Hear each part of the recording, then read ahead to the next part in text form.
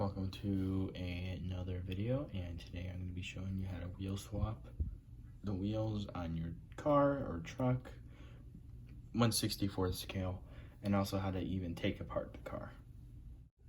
So right here is my 2001 Ford Ranger. This is a Motormax 1/64th scale. I'll be completely honest, they are pretty hard to find. I found this one. I actually only got it for 25 bucks. It wasn't too bad. So if you're looking to try to find a Ranger, it's going to be hard to find one. And when you do find one, you're expected to pay about 60, 70, maybe 80 bucks for one. But this one, like I said, was used. But yeah, look, it's got the front end of the Ranger, single cab, blue.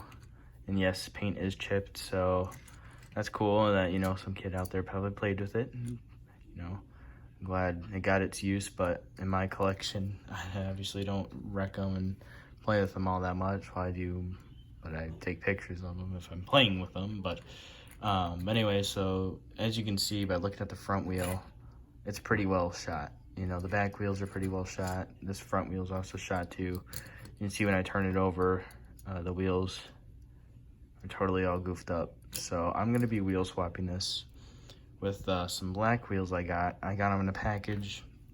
Another it's a Greenlight 1/64th package of wheels. They have off-road wheels. These are technically off-road wheels as well, but they came in a package with like 4 other ones. One of them actually I used for this car right here. This one I pretty much handmade it. It's a 2017 Ford Expedition. These are the wheels that actually came with that pack as well. See, nice big chrome wheels. So I put them on here. I 3D printed it, designed it online, 3D printed it. I'm thinking about maybe making a ton of them and like selling them on eBay, but it's pretty cool. So that's where I kind of got the wheels from. So yeah, some nice black rims I think would look pretty cool on this. So let's head into it.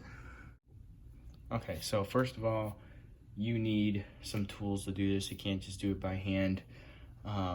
So we got our truck, we got our wheels. I actually only have 2 there. There we go, we got our 4th one. Make sure you got those axles too. You want to use the axles that came in the package. So we got those. Then you're gonna want to have a electric drill, you know, however, if it's battery, whatever it is. You want to make sure you use this. You could probably try to use a Dremel tool, but I highly recommend this this drill. If you're wondering, for the bit I used, I actually used to, oh mine are spilling. Yep. All right. The bit I used is 1/8, or actually, yeah, it's 1/8. So 1/8 size drill bit is actually a good way to go. So make sure you got that. So yeah, let's get into it.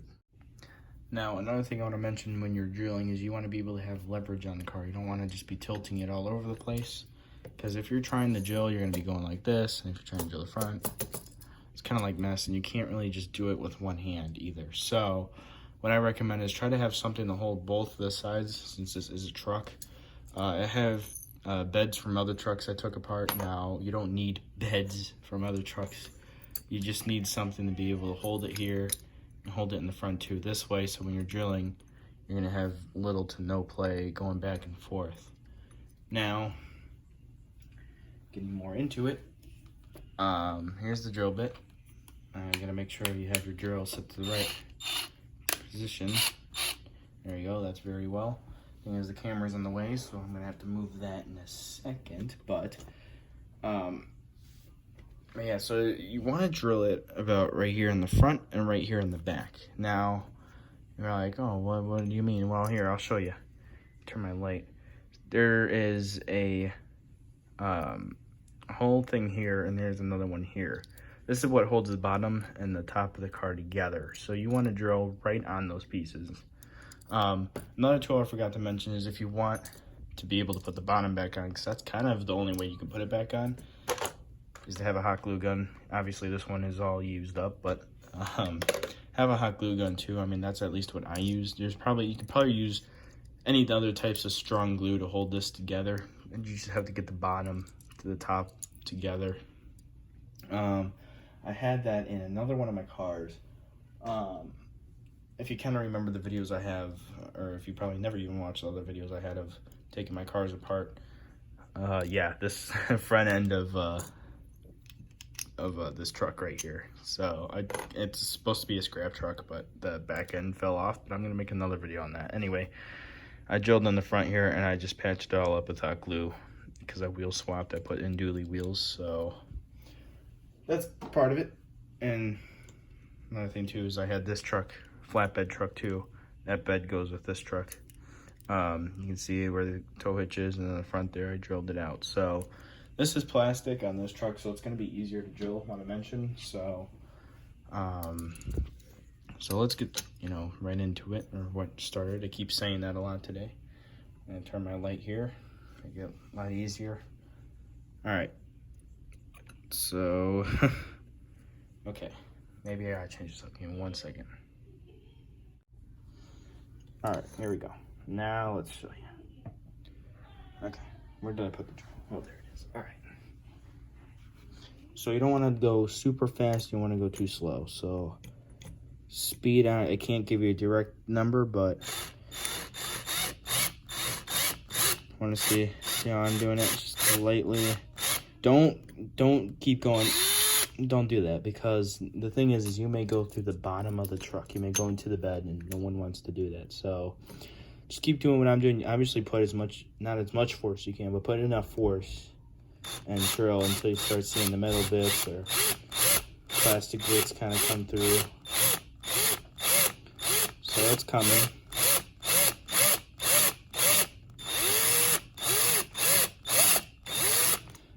So just keep doing that every once in a while, and tap the metal pieces out. You do not want to get those all over the place. I mean, you can, but not a good idea too. All right, we're gonna keep drilling a little bit more.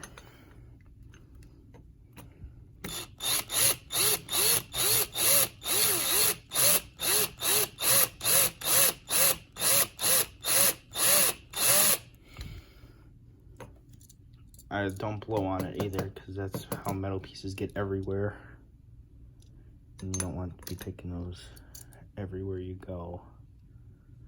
Sometimes I think you can probably just pop the bottom off if you can get underneath the plastic, but I don't want to break the bottom. Now this is a rare truck, so I don't want to break it either. And I paid $25, which isn't horrible, but I kind of like to spend a little under 20.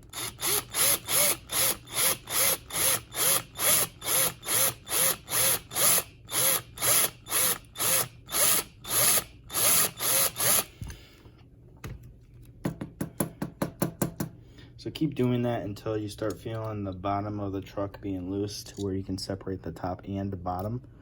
So just try to be careful with that, and try not to go through the bed, especially if it's a truck or just any car. Just try not to go through the bed. So I'm gonna leave it as that. I'm gonna show you when I'm all done. How about that? All right, so I just want to show this to you. I know this camera angle is horrible, and yes, this is the case that my phone is on pretty bad, but it's not about my phone. So here's the Ranger. Now at a certain point, yeah, you'll be drilling, right, and maybe it's not fully loose yet, but you can see there's a little gap in between the metal of the car, like the body of the car, and the bottom of the car. And if you have actually a flathead screwdriver, this will actually help very well. I kind of just did one of these just a little bit, and it popped it up, and that's good, and you want that. Don't pop it up too hard. I kind of popped it up a little bit with extra force, so I think I got a crack in the... No, I did not get a crack. Well, that's good. But this, I mean, you could technically just keep going and lift it off maybe, but I highly recommend you drill the front too. Obviously, same thing with the back. Don't be too hard on it. You don't want to go through the hood. If you mess up the hood, you're screwed. Get it? Screwed and drill. No, I'm kidding. Anyway, you want to do the front too, to where you can pretty much do the same thing. So I'm gonna get going on that. Okay, so just want to show you again, I got the front off too. I did the same thing with the flathead screwdriver. So yes, this is what it looks like when you have the truck apart. You get to see the inside on the bottom. It's pretty cool. Now you also, when you take the bottom part, you also have access to the interior as well. So there you go. Now you got the interior of the truck. Oh, the windows come out too. So yeah, you can, you know, paint the inside, do what you want with the inside. But since we're not using that, we're gonna put that off to the side. Same with the windows, we're not gonna use that, so let's put that off to the side. If you also wanna paint a car, this is also maybe the best way to paint it. I've also made a video on how to paint a 1/64 scale car without taking it apart. And that was this Expedition I showed you. You can see it turned out pretty all right. There's some parts that, you know, aren't the best, but this is what you get when you don't take it apart. But when you take it apart like I just did, you can spray paint the whole thing and not have to worry about, you know, little details, unless you want to save like the little marks, like the Ranger and the little, you know, red taillights and stuff. I mean, that's actually what I did with another car. I have it somewhere. Where is it at? Oh yes, my 2002 Crew Cab F-150. This one I actually took apart. I wheel swapped this one too. I have a do I have a video on this one? Yes, I do have a video on this one as well. I don't show you how to do it. I just show you the pictures and going through it and stuff. But yeah, I took this one apart, spray painted it. As you can see, it turned out a lot better than that Expedition did. So you can also paint it and stuff like that. So now we have the wheels. As we can see, the axles are pretty well shot, so you can see that no wonder these wheels are not rolling the best, because this axle's all goofed up. The back one, it's bent as well, so some kid out there definitely enjoyed playing with their little truck. Which is fine. I mean, there's nothing wrong with that. People can play with their cars all they want. I just kind of tend to collect them and save them for later, I guess. So now we're gonna grab our new wheels. Let's move some of this stuff out of the way. We don't need the beds of the trucks anymore. Here's our wheels. All right. Now, this one is different. You can set the wheels right on it. Some other cars, you know, just go, you know, like this one just goes right on in there, which is all right. Let's see. I'm gonna set these on here. You don't want to glue the bottom of the truck yet when you just put them together. Like test them, make sure that they roll, make sure that they work. So obviously these ones, they just set in there. So let's like take our body. Not done. We'll do that, right? Okay, bottom of the cars together. Okay, maybe not. Kind of hold it together a little bit. Kind of, yeah. Black rims don't look too bad on this sucker. All right, let's roll it. Does it roll? Yeah, it rolls, but it rubs a little bit. So there's other ways you can do that, but in this video, I'm not gonna show you how to do that. We're just trying to see if it rolls, in which it rolls. Yeah, it gets stuck in some spots. But that's pretty much how you wheel swap your car. See, as I'm turning it, it's getting stuck. But that back wheel, I gotta fix that rim. So that shows you how to put together or take apart a 1/64 scale car and wheel swap it. If you want to put the bottom back on, just hot glue. Like, make sure you get your interior windows in, because you don't want to goof that up. Done that before. But you know, try to line up these holes like you drilled the best you can. They'll kind of just snap right back into place as they were in, and then hot glue over those. And yeah, the bottom of the car should stay there and should be good to go. So yeah, see you guys later. So another thing I just want to mention too, actually real quick, is you know, with the wheels, if it seems like you put them on there and it's like rubbing, so you're kind of rolling it, then it's rubbing, then it's not, then it is, then it's not, then it is, then that means one of the wheels is not on the rim quite right. So I found the back wheel was doing that, and that's what was causing it to kind of lock up the wheels on the back, I guess you can say. And so you have to kind of take the rim off and put it back on. Sometimes you may have to cut the wheel inside the tire a little bit, and then it'll stop doing that, because now it rolls And just to mention, I have not put it together yet, but you gotta make sure before you put it together that everything rolls and everything works right. So otherwise it works pretty well. So